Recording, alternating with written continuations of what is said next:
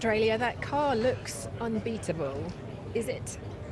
At the moment, it looks very strong, yeah, for sure. I mean, of course, my lap one wasn't amazing, but also in hindsight, I know that we have a quick car, so there's no need to try and be aggressive and risk damage on the car.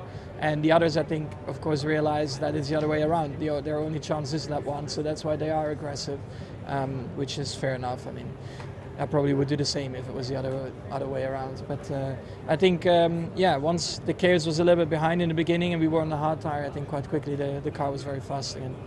Did you think then that Lewis was too aggressive at the start of that race?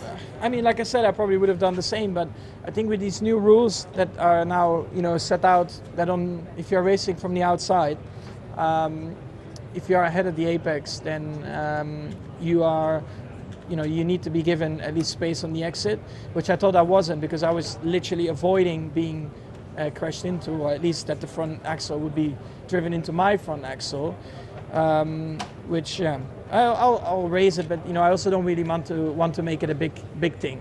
But when the rules are written like that, I thought they were going to be respected, but it's okay. I mean, I know, like I said, I was quite careful as well on lap one. I probably could have defended a bit better, but that's how it goes sometimes. Does this car have any frailties? We heard you talking about the keeps front locking again.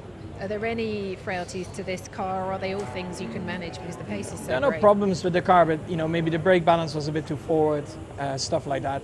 Trying to protect the tire. Also, at that time, I was just pace managing, and then just caught out with a bit of a front lock. I don't want to flat spot it as well, so that's why I ran a bit wide and off the track.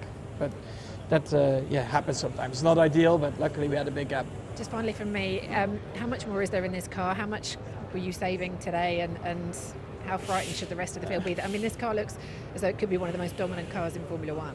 I think there have been more dominant cars in the past, but it's definitely a very good car, and I think today again, we were very quick, but also it depends a bit on the layout. Like here was very low deck, so I think naturally a lot of cars are quite close, because you can't really make a lot of difference like that.